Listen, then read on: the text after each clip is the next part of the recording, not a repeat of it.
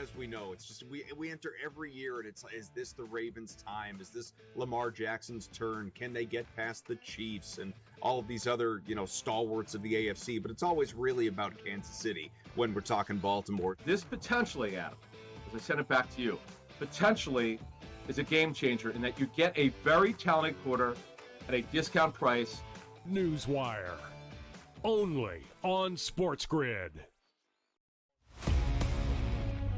We are seeing unbelievable temperature surges over the past couple days. So I wanted to ask you this question to let the people know, how do we account for that in our handicapping? Two good pitchers on the mound, but you look at a place like Wrigley Field, let's just say, 20-mile-an-hour winds blowing out, 90-plus degree temperatures. Is it almost like you say to yourself, you just have to fade the environment and not worry about the pitchers, because if we're hitting fly balls, they're going yard? Pro Baseball Today, only on SportsGrid. It was the first time, I think, in Dodgers history that the ballpark was full in the first inning. Everybody was there to see Shohei Ohtani throw his first pitch as a Dodger, and I had mixed emotions about this for a few reasons. Number one, it was a reminder of, wow, this is so crazy, right? You're watching him hit 98, 99, even 100 on the radar gun going, this guy's not human. Nobody should be able to be this good of a hitter and this good of a pitcher. Fantasy Sports Today, only on SportsGrid. I can't even believe I'm saying pitcher's battle and using the words Patrick Corbin. But can I tell you, Scott, he's a different guy. He's a totally different guy with the Rangers than we've seen. I say this all the time. Don't worry about the first 5 innings. Don't even watch the first 5 innings in Texas Ranger games. Because for whatever reason, there's a ton of runs scored in the first 5, and then it just stops. It just stops. Game time decisions, only on SportsGrid.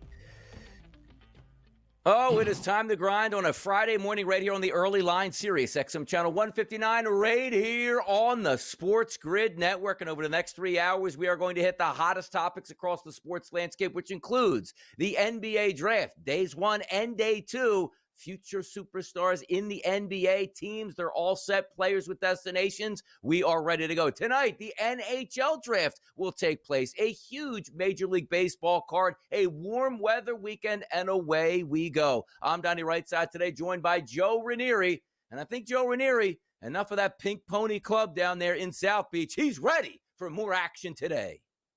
I am. I've had my fill of the cup. We know where it is. It's where it belongs. It's in South Florida. The rest of the NHL nation just needs to understand and live with that, Donnie. So I'm ready to go.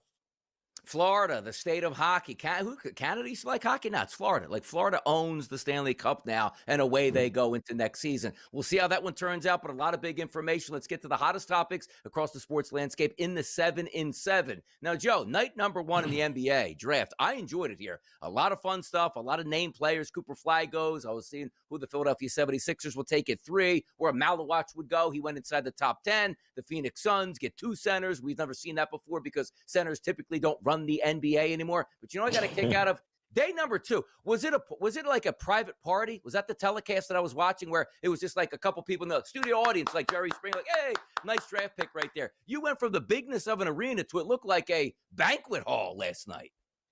I don't even think those applause were real. I think they were being piped in, Donnie, if we're being completely honest with you here. But listen, the second round has never really not a ton of big name players. I know Johnny Broom was a good get by Philadelphia. I'm wondering what the Sixer Nation thought about getting him on the cheap. Kalkbrenner went, but outside of that, are we even going to see any of these guys here? Are we going to remember any of these names, Donnie? Yeah, exactly. But by the way, I do want this, I know Joe, our producer's in the background here. An Evan Sidery tweet just came out, which I think is very interesting. I don't want to spill the beans on it. We might be getting this right away in segment number 2. But let's continue in the NBA, in the draft. Oh, it's a lot of fun.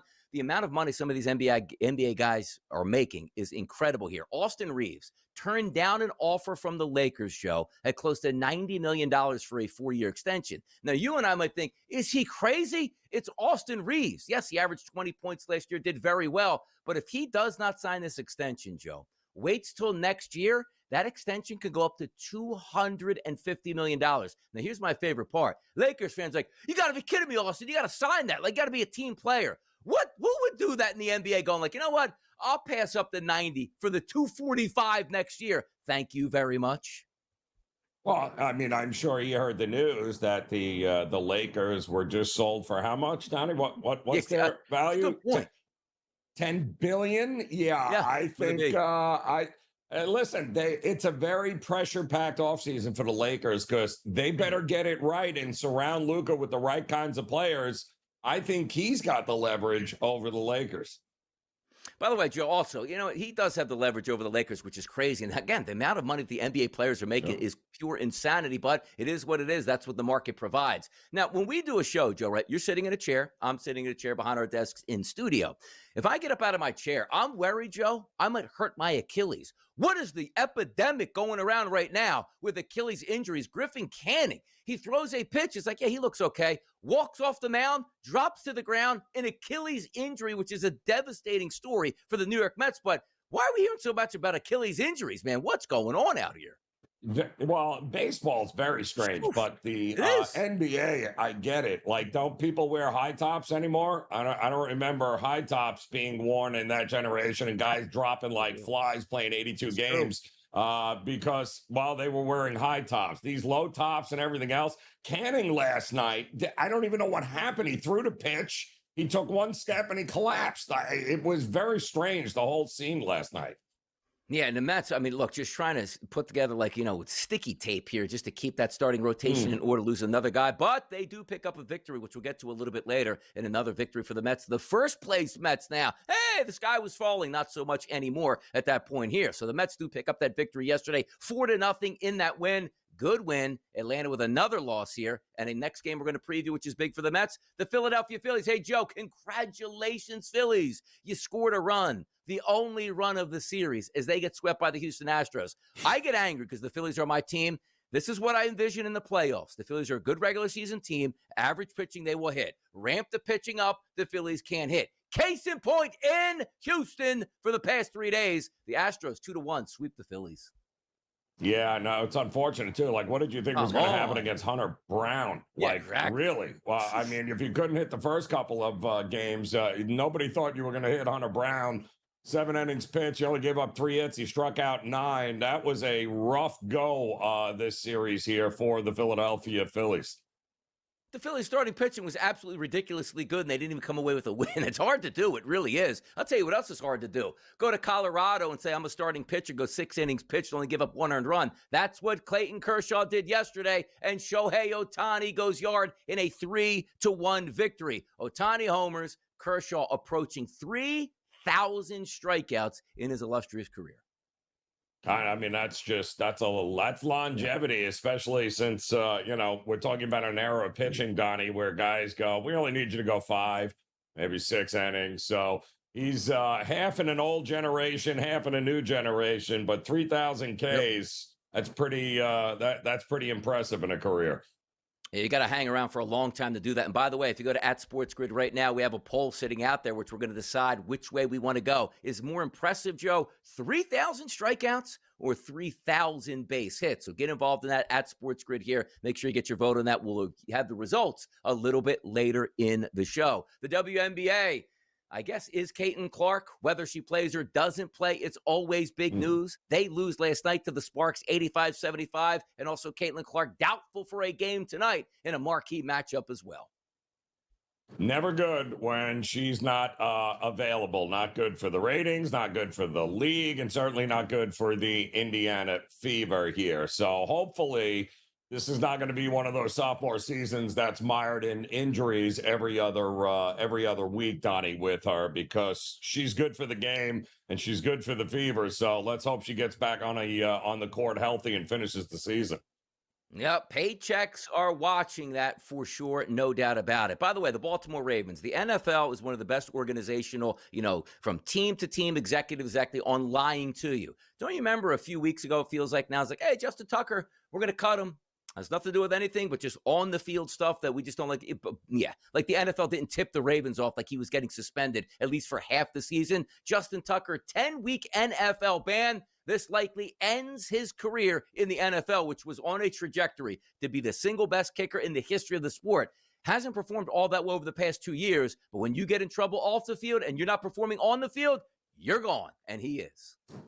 Yeah, well, that's it's unfortunately, but I mean, what a career he had, but it never went away, and more and more stories coming out. I mean, the Ravens really had absolutely no choice in this matter. No, certainly didn't. By the way, big money we talk about too with Austin Reeves. Like, hey, I'm going to turn down $89 million for a chance to make $245 million. Cristiano Ronaldo, which I've been following the story like in the off season. It's like, okay, next chapter in my life, where am I going to go? Was that Saudi money just goes, you're going nowhere. Look at this 2-year deal I'm going to give you. It gets no better than this. And he re-ups with Al Nassr. Unbelievable money. What was the dollar figures? Do we know? Talking about it. Do we know what crazy. it is? Yeah, it's $17 trillion is what it is, because that's about what he's worth, Donnie. It's just unbelievable to me, but the world we live in now. The GDP of a country is how much this guy makes. It's incredible. Like, hey, I'm not going to play the best professional league, but being a professional is about getting paid the most money you can. This is exactly what he's doing late in his career. I don't think he's going to have to worry about paying bills for any of his kids, in the future, or wives or whatever. My goodness, the money is out there. More talk next, including the Utah Jazz. Uh-oh.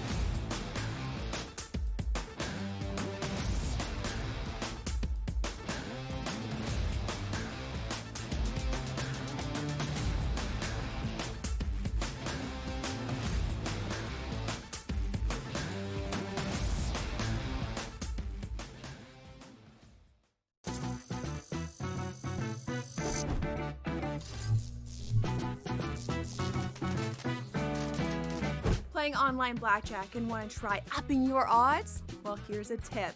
Cheat cards tell you statistics for whether you hit or stand on every move. If you're into stats, this could be your ticket to winning. And it is totally legal. Now, go get lucky. See you in Las Vegas. Let's get lucky. The two guys that can do it all. Too much electricity this morning. This is a good time. We're having a lot of fun. I had to do a triple take. Ka-ching! Why? Because of parity. I didn't mean to offend. Yeah, it's not going to happen. Load management is a dirty word. Let him rip. You know what? Circumstances provide the results. What? How do you do this once? Oh, Donnie, you got such a good show there. A network that is booming. The Early Line, only on SportsGrid.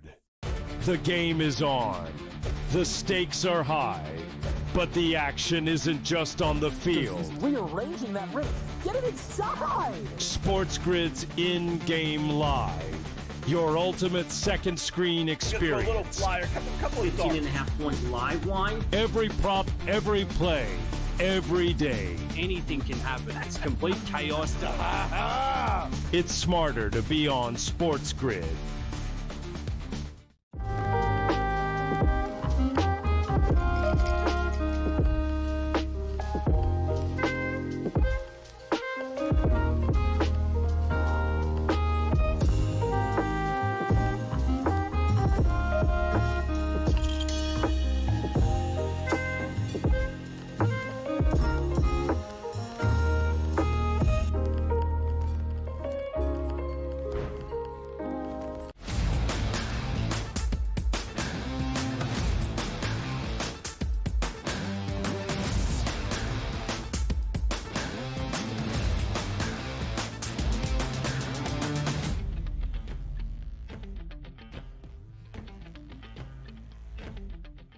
Joe, the news on the offseason in the NBA, sometimes even more important that we get in the regular season and right up to a championship run. I mean, heck, people were arguing that the bigger story was not a Game 7 on a Sunday to decide an NBA championship, but was Kevin Durant got moved to the Rockets, and that's more appetizing. And quite frankly, sometimes I can't even argue with that. But coming into the draft, there was one scenario that everybody wanted to keep their eyes on.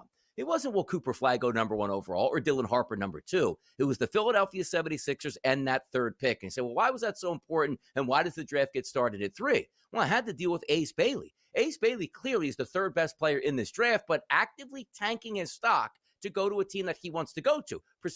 Maybe it's the Washington squad. Maybe it was going to be Charlotte at that point at number 4. Heck, maybe even he wanted to get to the Pelicans here or Brooklyn Nets at that point at the end and rounding out that top 10. So I said, you know what? I wonder who the Sixers take. It was VJ Edgecombe. We don't want the headaches here. VJ's a good player. If Ace Bailey doesn't want to be here, we don't want him. So we just got news, Joe Ranieri, from a tweet from Evan Sidery here, who's been on the program before. Ace Bailey did not fly with fellow first-round pick Walter Clayton Jr. to Utah after being drafted per Brian Windhorst of ESPN. It says Bailey is expected to show up in Salt Lake City by Monday. If he doesn't show, Bailey could be holding out from the team. So I want to start here right now.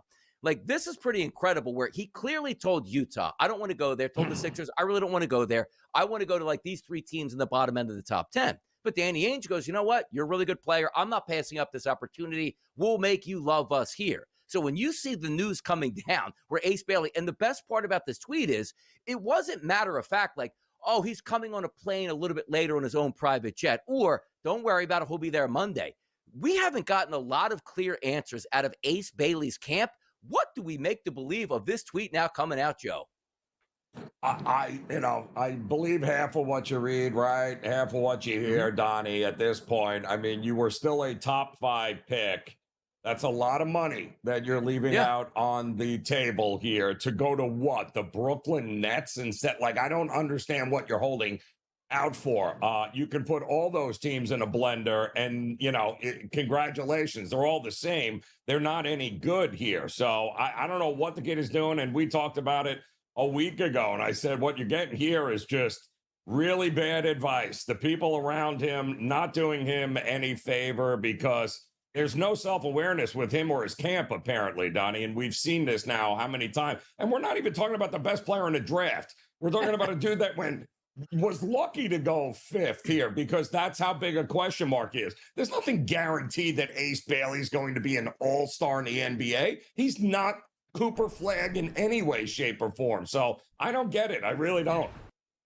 It's almost amazing to me, too, because we'll look at this in a couple different ways. But if you are an 18-year-old kid, right, and all like behind-the-scenes talk from him at Rutgers is he's a really good kid.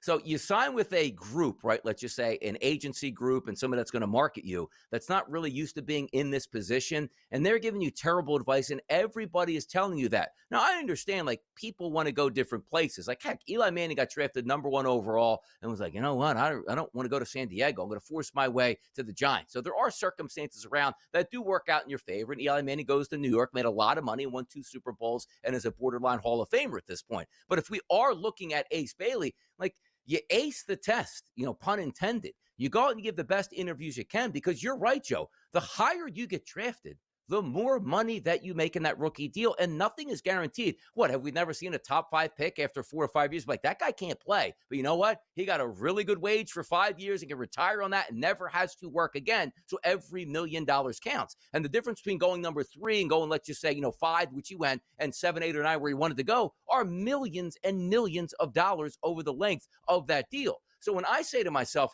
you know what? You got drafted by Utah. You didn't want to go there. Are you going to say, I'm going to sit out, I'm going to go to France, I'm going to go to Italy and play overseas? But also understand this. The fan base wants to love Ace Bailey in Utah. When you put the hat on, you say to yourself, you know what? Hey, look, I don't know about Utah, but I'm going to go there and kick some butt here. I can't wait to get there and meet the fan base. You know what the fan base does? They buy your jerseys. They love you. Local community there start to support you. And then you get the revenue dollars coming in because everybody's going to want you on every billboard in Salt Lake City here. But if you go, I don't want to be here, and then Utah goes, well, we need you here. The first time you have your month or 2 of that season, if it doesn't go well, what are the fans doing to you? Not cheering you on, saying, hey, it's going to get better. We love you, kid. This bum. Boo! You know what I mean? Yep. Again, no self-awareness whatsoever. No advice worth actually listening to. And yet, listen, the big knock on him coming into this draft was how immature he is. Now, again, he is obviously, but his game isn't perfected. Like, there's a lot of things he needs to work on in order to be able to live up to the potential, Donnie. But how are you going to expect a guy that can't get out of his own way to all of a sudden have the work ethic to actually want to get better? He apparently is walking around thinking, you're lucky to have me, I'm not lucky to have you. And that's not going to work in the NBA. And also, like, just from a production standpoint, right? Like, you would go to the Sixers, who have a pretty good team. You can learn, you got great players there. And, like, pretty soon that's supposed to be your team as a number 3 pick. Can you imagine the thought process behind, like, let me understand what this player is doing. He doesn't want to go to a organization that might be put in place that could help him, but he'd rather go to a place where it's like, I want to go where they're really bad because I want to get mine. I want to get my shots up. Like, the look is so bad all the way around. And the thing that I was laughing at yesterday is, let's be honest, Joe Ranieri, there's a map of the United States and you have kids out there that go, or let's just say veteran players. Where do I want to land in the NBA as a free agent where I can have the best time? Utah could be dead last on that list. And the fact that, like, you got drafted to Charlotte. Okay, I'm mad about that. But it's still Charlotte, East Coast city, big city. Oh, it's Philadelphia. I'm mad about that. East Coast city, still big city. Utah? That's where he went and he didn't want to go. It almost feels like karma comes right back and says, yeah, I'll snap you back to reality and quick. Real quick. Yeah, what you want and what you get are two totally different things, Ace. Welcome to adulthood, my friend. Valuable lesson here. Hope it doesn't cost them money, because that's like burning it right now.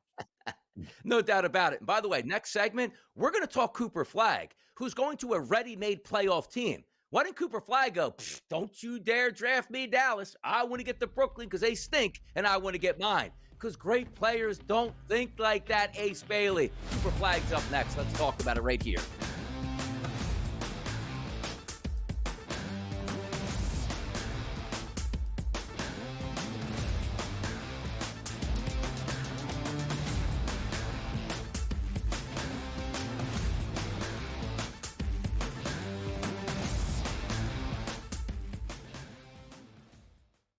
On June 25th at 7:30 p.m., ditch the guesswork.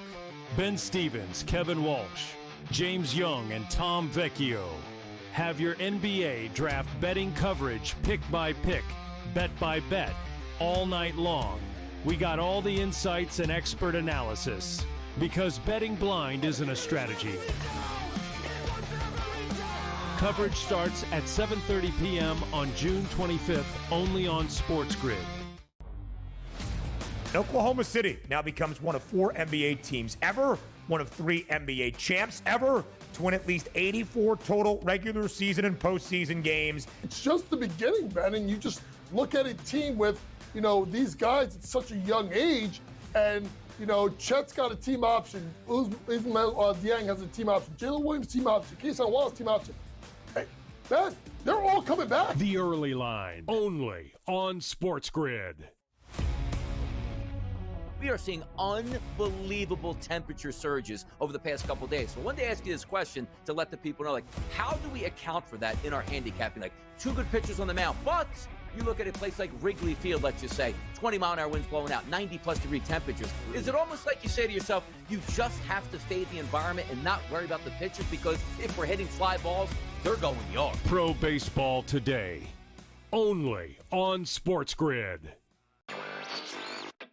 As we know, it's just we enter every year and it's like, is this the Ravens' time? Is this Lamar Jackson's turn? Can they get past the Chiefs and all of these other, stalwarts of the AFC? But it's always really about Kansas City when we're talking Baltimore. This potentially, Adam, as I send it back to you, potentially is a game changer in that you get a very talented quarter at a discount price. Newswire, only on SportsGrid.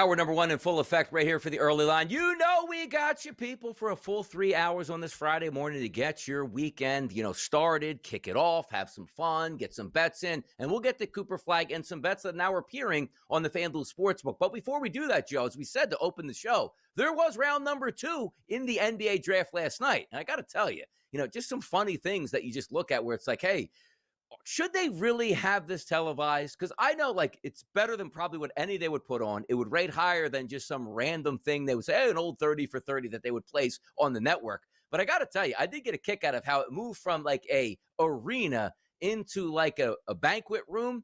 And I couldn't tell if they were all family members in there or just, hey, a live studio audience where you hit the applause button and everybody cheers for each draft pick that comes up. I did get a kick out of that. But before we, that's one thing.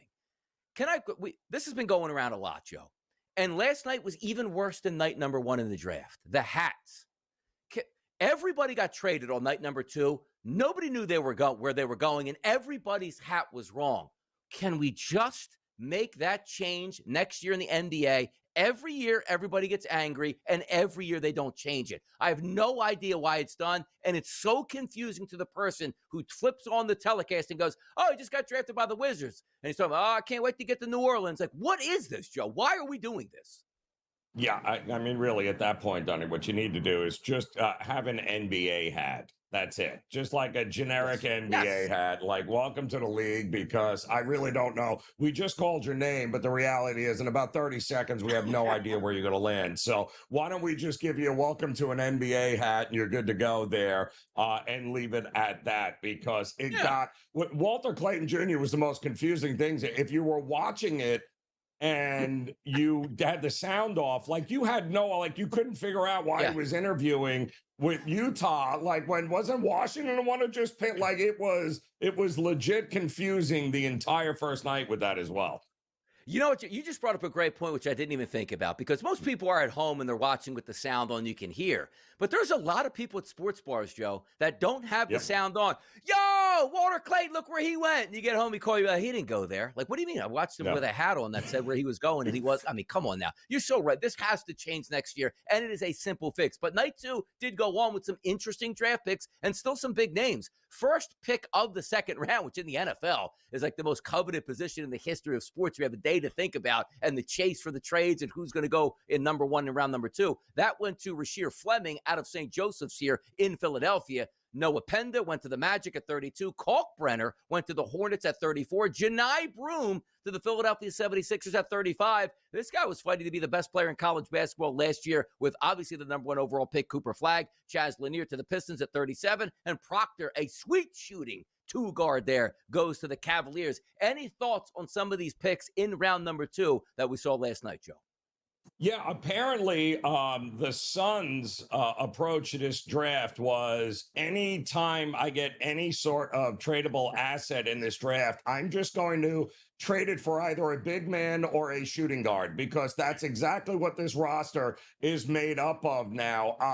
And listen, Fleming was supposed to, in a lot of people's mock draft, was going to be should have been a first rounder. So the fact that he went first overall in the second round, not crazy, but what are the Suns doing in this spot here? I have absolutely no idea. It's been very confusing, this entire draft for the Phoenix Suns.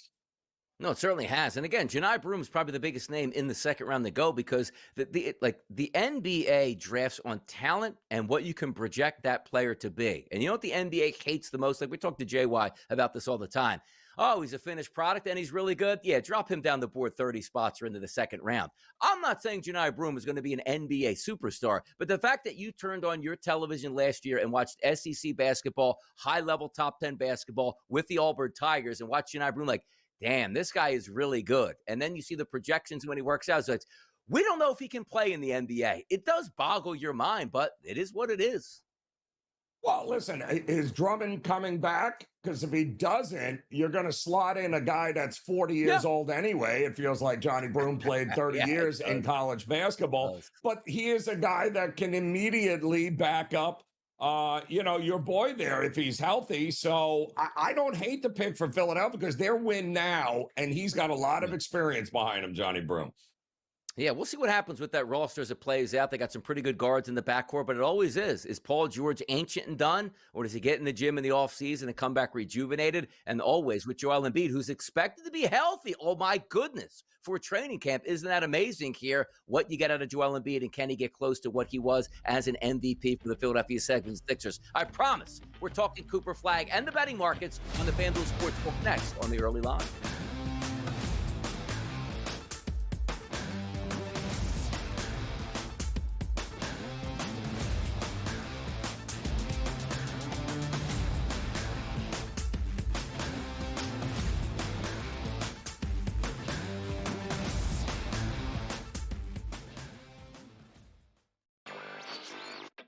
As we know, it's just we enter every year and it's like, is this the Ravens' time? Is this Lamar Jackson's turn? Can they get past the Chiefs and all of these other, stalwarts of the AFC? But it's always really about Kansas City when we're talking Baltimore. This potentially, Adam, as I send it back to you, potentially is a game changer in that you get a very talented quarter at a discount price. Newswire. Only on SportsGrid. Oklahoma City now becomes one of 4 NBA teams ever, one of 3 NBA champs ever to win at least 84 total regular season and postseason games. It's just the beginning, Ben, and you just look at a team with, these guys at such a young age, and, Chet's got a team option, Ismail Dieng has a team option, Jalen Williams team option, Keyshawn Wallace team option. Hey, Ben, they're all coming back. The early line, only on SportsGrid.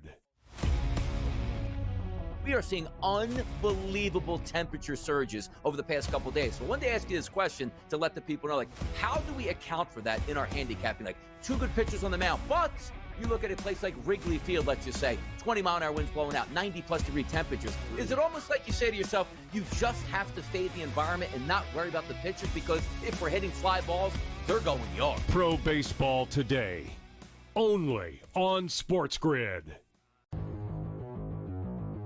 Was the first time, I think, in Dodgers history that the ballpark was full in the first inning.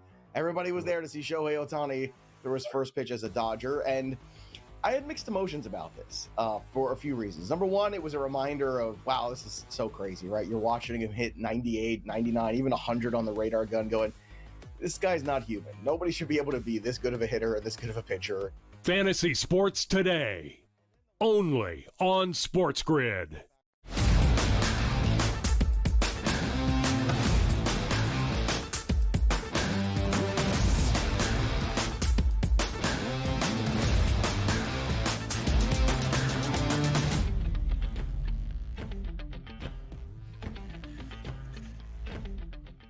Sportsbooks never sleep, Joe and Erie, and neither do handicappers and people trying to get an edge on the market. So Cooper Flag goes #1 overall. Congratulations. If that was your 50-star play of the year, everybody had to love you for that big win. And by the way, Joe, did you know if you put down $10 on Cooper Flag to be drafted #1 overall, you got a penny back in your account for that. So congratulations out there on the big win. But there are ways to bet Cooper Flag already in the 2025-2026 season.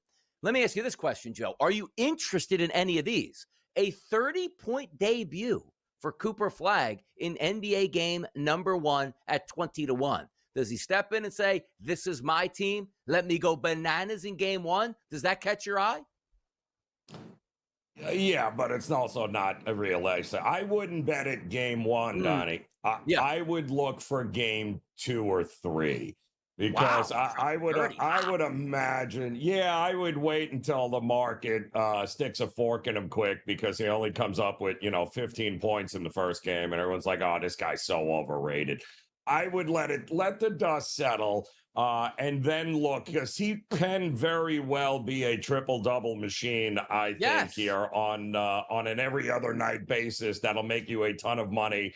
And he's going to drop a lot of 30-point games, especially, keep in mind, I think this will be a different team once Kyrie is back from the Achilles, and we can have everybody, Anthony Davis and him and Kyrie, we get all of these guys on the court at the same time. That's going to be a different team than the one that starts for Dallas. By the way, are we mispricing that triple-double here at the FanDuel Sportsbook, -120? Like, that's like, oh, opening night to get it. No, this is the entire season. Let's just say he plays 70 out of 82 games. You have 70 games for Cooper Flagg to get a triple-double because the 10 points is automatic. Now, getting 10 blocks, I don't know if he can do that, but he's a very good defender. But he can get 10 rebounds and 10 assists. Like, there are going to be nights where he's like, hey, I got 16 points, 11 rebounds, and 7 assists entering into the fourth quarter. A -120 price for roughly, I'm just saying conservatively, 70 games on the season? I like that bet. Now, granted, if you want to tie up a -120 price that could take you 4 to 5 months to get back, that's always the argument. But I like that triple-double here at a -120, Joe. I do. I do too. And I think he's going to have more than his fair share of those early on in the season there, because let's face it, this is a guy at 17 years old, was practicing and competing against the Olympic team, right? Yep. I mean, this was a guy that and all of those guys were like, oh boy, wait until he gets into the league here. And I think it's going to be the Cooper Flagg show early on in the season a lot, but I might not do it the first game. I'd hold off. Now, let's have some more fun here because there's a couple other prop bets that you could take. 40 points in a game this season is a 3-to-1 price. So if I go back and say to myself, all right, let's get like a background on rookies that have scored 40 or more points in a game. Do you know, by the way, Joe, do you know the last rookie to score 40-plus points in an NBA game? Do you know who that was? It was a year ago. Who was that? Oh, really? G.G. Jackson. How about that for a name? 44 points. You know who did it before that? It was Victor Wembanyama at 40 points. Kenneth Lofton Jr. in 2023 scored 42. Jalen Green scored 41 in 2022. Anthony Edwards did it twice his rookie year. Grayson Allen had a 40-point night. So as much as you see, Joe, like, 40 is a lot. I don't know if he can get there. Understand who we're talking about. Like G.G. Jackson did it. Why can't Cooper Flagg get a 40-point night one time out of 70-plus games, let's just say? Well, I mean, bet them all. I mean, is he capable of more? I mean, just ladder it up. Yeah. He's going to get all of that in his first year with this team. And listen, I think he's going to be surrounded by the right mix of guys too, with Derek Lively and Anthony Davis and Kyrie. I think he's going to be even better once everyone is healthy and on the court for Dallas too. And I think he's going to be an absolute monster on that team. All right, so let me up the ante here. The 50-point games, Joe. And you take a look at that price point here at the FanDuel Sportsbook, 19-1. This happened in 2009. It's the last time a rookie scored 50-plus. Do you know who that might have been in 2009 for you, Joe Ranieri? 2009. It's hard. Who is it?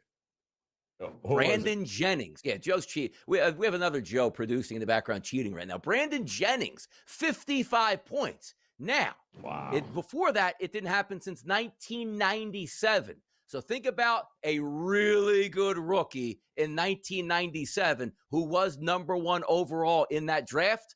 And 1996 was actually the draft, but 97 he did it early in his rookie season. 50 Burger. Who was that, Joe? Superstar, mid-1990s, number 1 overall. Interesting. You still see him at basketball games now. He's got a shoe deal that's lifetime contract for him. He comes back to his team all the time to sit courtside. There you go. AI, 50 Burger. It looks like, what was that? In April of 1997. And by the way, look at some of these names too. Kareem Abdul-Jabbar, Elvin Hayes, Earl Monroe, Rick Barry, and then Wilt Chamberlain did it 5 times in his rookie year. He dropped 50 or more, Joe. How about those statistics? 50 is going to be a tough. 40 maybe, 50, man. Not too many rookies get there. I think it's going to be a very interesting season for him because the expectation, look at what we're talking about already, Donnie. The expectations on this kid are over the top. I mean, over the top. And I got news for you. The last Duke number 1 pick, what was that? Zion. Those expectations were pretty good too, except he couldn't stay healthy. I don't think you're going to have that problem with Cooper Flagg. I think as good as Victor Wembanyama is, the guy came into the league weighing $120.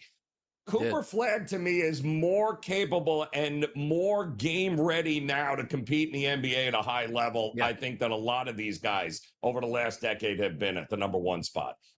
I agree with that here. Once you get to the NBA, you make a lot of money. The Los Angeles Lakers trying to offer a lot of money to Austin Reeves, but he declined his 4-year, $90 million max extension offer from the Lakers. And we don't live the same lives as pro athletes do, and we can't project like, I'm just going to hold out for a little bit more. But if you sign on the dotted line for 4 years, Joe, and your career stinks, you got $90 million guaranteed dollars in your bank account, even after all you've already made in the NBA with on the court, off the court endorsements, and what have you. But he's banking on himself, which means if he does not take this max extension and waits to free agency, it could be as high as $245 million. So for the Lakers saying, please sign with us, it's going to save us money, and Austin Reeves going, I'm trusting myself, and I think I'm worth way more than that. I'll wait 1 year. Yeah, and listen, I already heard you're worth $10 billion, Lakers. So I'm going to hold out a year. And by the way, I mean, he's 26, 27 years old. He's got 1 year remaining on the current deal. And listen, why settle, Donnie? I mean, in 1 year from now, if he continues to evolve, and there's no reason to think he won't, I mean, 90 million is great. 245 million is much better at 28 years old, and he's more than capable of doing that. So, yes, by the way, 20 points he averaged last year, close to 6 assists per game, 4.5 rebounds per game, shot 38% from three-point range. He is a key contributor for the Los Angeles Lakers. But can you imagine, though, like when you trust yourself, which is what you're supposed to do, like Kirk Cousins did that every year. I don't want a long-term deal. Every year my money's going to go higher and higher and higher, and it worked out absolutely perfect to him. But sometimes you take a look at like $90 million. No, like you can't probably spend that in a lifetime. Now, granted, you play in California, they probably take 75% of it right away for you. So maybe he's saying, hey, you know what, that 245 and for the Miami Heat might look pretty good if I'm a free agent at that point. Does make some sense. But can you imagine, Joe, turning down $90 million because you want to wait? It's like, that's $90 million. A lot of money, but it's also the NBA, and we know, regardless, he's going to be worth more. Maybe not a max deal, but he's going to be worth more than 90 million in 12 months. Yeah, it's absolutely incredible. The money in the NBA that they make, and good credit to Austin Reeves, man. Betting on yourself for more money down the line if you play well this year, and every expectations he will. I've been holding off on talking Phillies Astros. I guess I can't hold off any longer. Coming up next right here on the Early Line.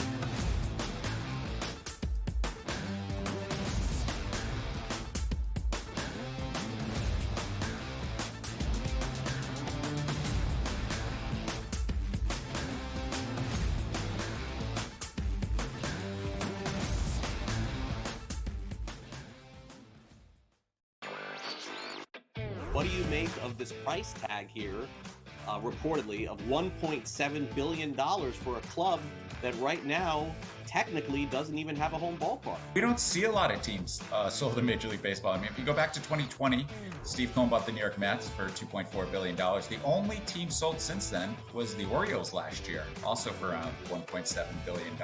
Newswire. Only on SportsGrid.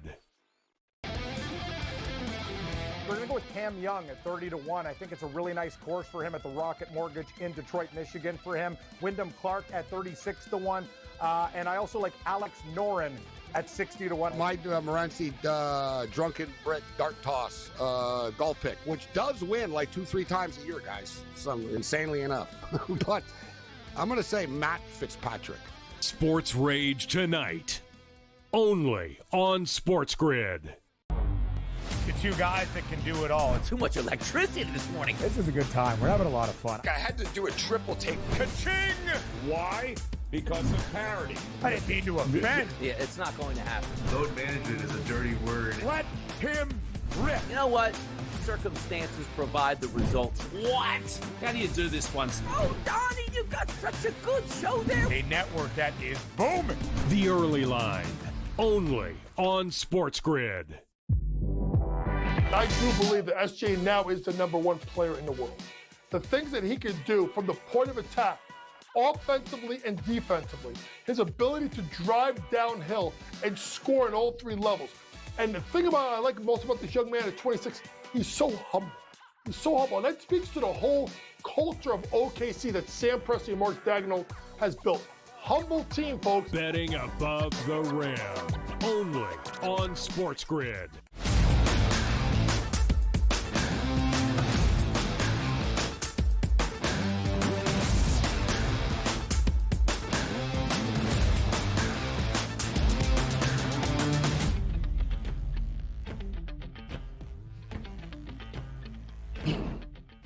Could we have had a playoff preview, a World Series rematch coming up with the Philadelphia Phillies and the Houston Astros? And the Phillies hope it's not the way it went down in Houston this time around and in the World Series. The Houston Astros yesterday take down the Phillies once again 2-1. Hunter Brown was flat out absolutely tremendous. The lowest ERA in Major League Baseball holds up fresh after two left-handed pitchers, which included Framber Valdez, absolutely shut down the Phillies offense. The Phillies scored one run over 3 games, absolutely embarrassing, but more likely embarrassing at the plate. They were good on the mound, but Houston was really good, and that's the focus here, Joe.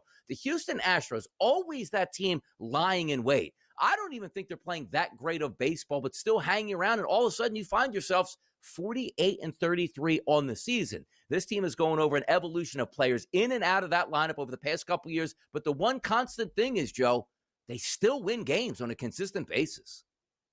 Wow. I mean, look at how they won these 3 games against Philly, right? 1-0, 2-0, 2-1. That is crazy. We're talking about a Phillies team, Donnie, that didn't give up more than 5 runs in the entire series and lost all 3 games. That is absolutely absurd. I mean, Sanchez had 11 strikeouts, gave up a couple of hits yesterday. Phenomenal. And yet somehow or another, the Phillies couldn't score enough to actually get him the win. But Houston does it with solid, timely hitting, good defense, and a bullpen that has been lights out. And they have a legit ace in Hunter Brown. And, you know, they got McCullers Jr. back now. They've got guys that are showing up and delivering. Now, are they playing above their head? Time will tell here now.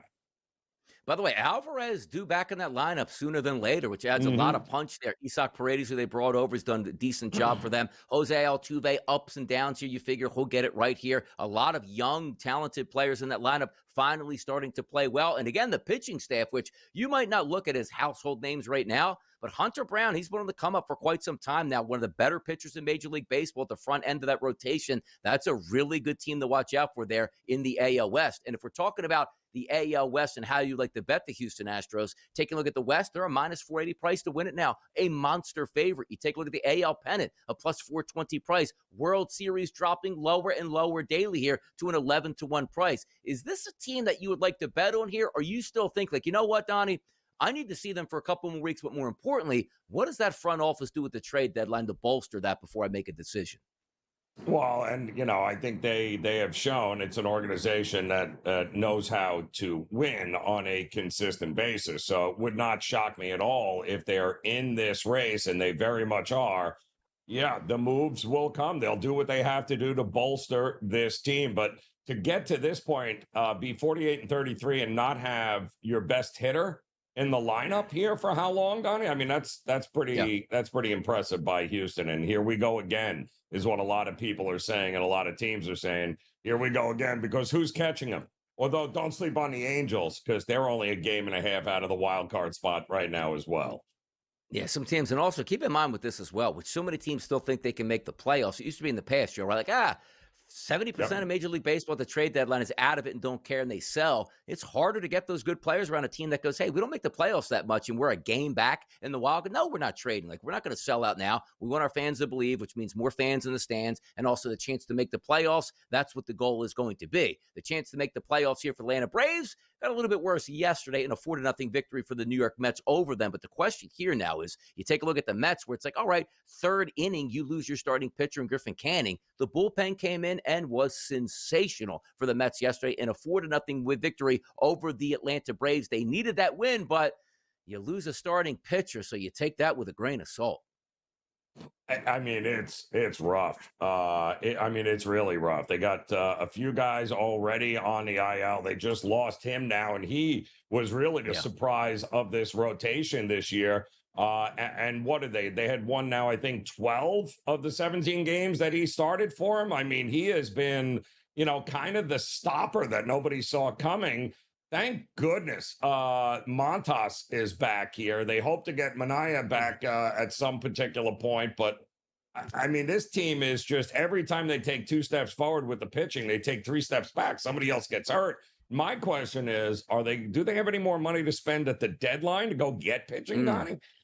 Yeah, and exactly what pitcher is going to be available. Like we're talking about maybe the best of the bunch is Sandy Alcantara, who's not pitching all that well, but you're going to have to pay a lot of money, or not a lot of money per se per year, but you're going to have to give up a ton of draft capital. I don't know if the Mets want to do that. Mets are a good team. They just have to wake up and their fine looks like they're showing some signs of life after that long losing streak. Even at yesterday, Pete Alonso, 3 or 4 at the plate. Like Polar Bear Pete is hitting close to 300 on the season. That's a miracle right now. And the Miracle Mets got to use that there to their advantage. Finally, I got something wrong in this series, Joe. I thought plus or over 4.5 runs as a team total for the Mets at plus 100 would have gotten through. They only scored 4 runs, but McNeil, who's a plus 240 to get an RBI in that game, did play 2 of those runs. If we are looking at the Atlanta Braves getting closer and closer to extinction here, 37-43 on the season. The NL East is an 11-1 price. That's pretty generous here considering they're basically 10 games back. You take a look at the NL pennant, 21-1, and then the World Series at a 34-1. We're still waiting on the Braves to go on a big run to get back over 500. It's hard to do. And even for the Atlanta Braves, it's like, come on, guys. You just got shut out yesterday by the Mets. You can't win them all, but that was a lackluster performance against Griffin Canning, who went down in the 3rd inning. Yeah, and again, you're still rolling out Grant Holmes here in every 4th or 5th day here, Donnie, because now you also lost Chris Sale. So I don't know. We keep waiting for the light switch to go off for Atlanta, and I think it's time we start realizing that maybe that switch just doesn't work here, and it could be a very, very long season for them. But I'm at least willing to give them an opportunity to get to 500 by the All-Star break. If they do, and Chris Sale can come back, we'll see what happens here with Atlanta. Yeah, Holmes wasn't bad yesterday. Dropped to 4-7 on the season, 5 innings pitched, 6 runs, 2 earned. That should keep you in the ballgame, which technically it did. But once Canning went down, you figured that the Atlanta Braves would strike. They couldn't. Ronald Acuna coming back off the IL, absolutely red hot. But yesterday, Joe, an 0-for-4 at the plate, dropping him to a paltry 369 on the season. Olsen, Ozuna, Riley, they have to step up because the one thing that also we might talk about a little bit later in the show is if they don't get it together, sometimes teams put that for sale sign out there. Hey, Marcell Ozuna, come get Chris Sale at this point. And by the way, Chris Sale down for who knows how long with a cracked rib cage. Just not working out for Atlanta this year. More Major League Baseball topics next, right here on the Early Line.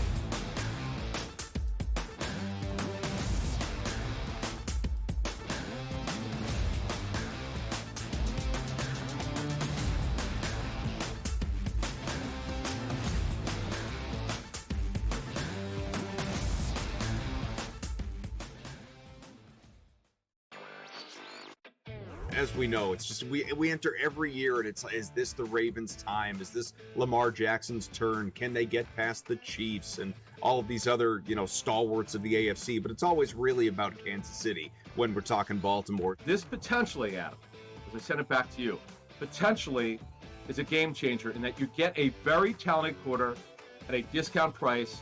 Newswire, only on SportsGrid. We are seeing unbelievable temperature surges over the past couple days. So I wanted to ask you this question to let the people know, how do we account for that in our handicapping? 2 good pitchers on the mound, but you look at a place like Wrigley Field, let's just say, 20-mile-an-hour winds blowing out, 90-plus degree temperatures. Is it almost like you say to yourself, you just have to fade the environment and not worry about the pitchers? Because if we're hitting fly balls, they're going yard. Pro Baseball Today, only on SportsGrid. Was the first time, I think, in Dodgers history that the ballpark was full in the 1st inning. Everybody was there to see Shohei Ohtani throw his first pitch as a Dodger, and I had mixed emotions about this for a few reasons. Number one, it was a reminder of, wow, this is so crazy, right? You're watching him hit 98, 99, even 100 on the radar gun going, this guy's not human. Nobody should be able to be this good of a hitter and this good of a pitcher. Fantasy Sports Today, only on SportsGrid. I can't even believe I'm saying pitcher's battle and using the words Patrick Corbin. But can I tell you, Scott, he's a different guy. He's a totally different guy with the Rangers than we've seen. I say this all the time. Don't worry about the first 5 innings. Like, don't even watch the first 5 innings in Texas Ranger games. Because for whatever reason, there's a ton of runs scored in the first 5, and then it just stops. It just stops. Game time decisions. Only on SportsGrid.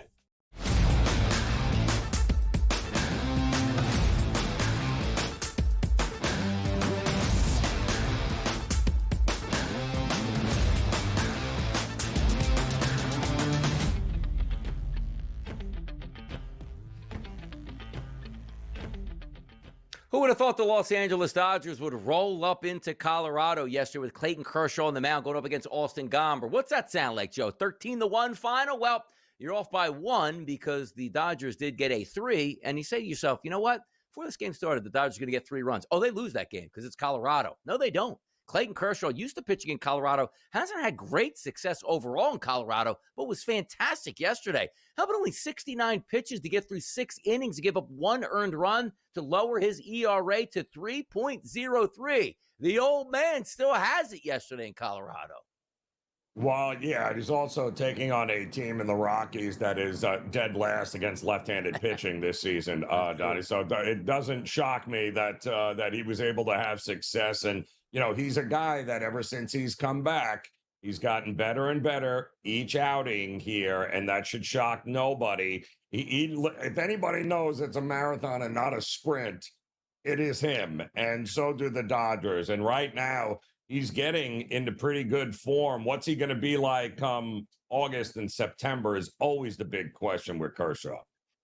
The Colorado Rockies scored their only run yesterday, Joe, on a Doyle solo shot in the 2nd inning. So you say to yourself, all right, they get the bats going here. Do you know, Joe, they didn't have another batter get to second base the entire game. So with the home run, theoretically, nobody was actually on second base. How's that possible in Colorado? Like, I know it's probably happened before, and Kershaw had a great game, but you are the Colorado Rockies at home in, 85-degree temperatures, and you didn't get a runner to second base? I mean, shut down the franchise, Joe. Just shut it down right now.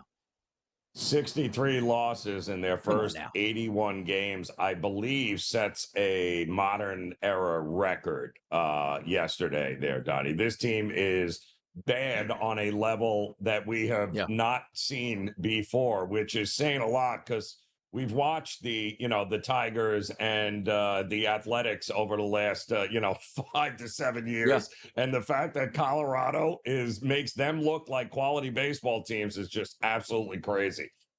By the way, day baseball is sometimes a little bit interesting to me, to say the least, where players are used to playing at night. You see the ball maybe better at night, or they're used to it here because you had great hitting conditions in Colorado. That game ended up 3-1. Chicago Cubs, St. Louis Cardinals, maybe the best hitting conditions of the day. High 80s, wind blowing out. How about 3-0? And also a player coming back from the IL, which showed to Imanaga. He was really good yesterday. And sometimes you always ask, the handicapping strategy of a good pitcher coming back or anybody coming back from the IL. It's let me see how he does before I dip in. How about him yesterday? 5 innings pitched, only 1 earned run given up, 0 earned runs, 3 strikeouts, 1 walk, a 3-0 victory for the Cubbies yesterday. And Palante wasn't bad either. 5 innings pitched, 2 earned runs, but the victors were the Chicago Cubs yesterday. Yeah, and Palante's actually been real good. I don't think he's ever he hasn't given up more than 3 earned runs in a game in a while. So that was actually pretty impressive. I'm still trying to digest the fact that the Marlins and the Giants had 23 hits and 17 runs in almost back-to-back games here in a ballpark that nobody can hit in, and the Marlins, who are one of the weakest lineups, and the Giants, one of the weakest lineups in all of Major League Baseball. Yeah, how about this too? We're going to, Bobby Witt Jr. say, hey, you know what? Things aren't going great for us here, so I'm going to play in the WBC, which is great. But also yesterday, unbelievable hitting conditions in Kansas City. Kansas City scored against Shane Baz yesterday. No runs. Did the dumbed-down baseballs, the de-juice baseballs happen yesterday? Is that what we were saying? Goodness. When's the last time they scored a run? Weren't they shut out a couple of times in this series? It's ridiculous. Yeah. And if you're Tampa, you only need 2 runs to beat the Royals, so kudos to you. By the way, also, Barry Bonds will be getting a statue at Oracle Park, and Oracle Park is in San Francisco. Major League Baseball probably doesn't like that, but obviously he's their guy in San Francisco, and away you go. So my question to you, Joe, is did they enlist the same guy that made Dwayne Wade statue to make Barry Bonds statue, and what that could possibly look like? What do you think? Oh, stop. Anybody that has ever listened to or knows anything about Barry Bonds, he made his own statue. We all know that. Don't have to worry about it. Yes. Now, which Bonds statue are we going to look like? Is it the one when he first came over from Pittsburgh? Or is it the one at the end of his career? Like, that's the one I want to see. Is it the big, jacked up Bonds? Or is it the, hey, man, slender? This is before the cream and the clear at this point. By the way, behind the scenes, here's what I need to have happen, Joe Ranieri.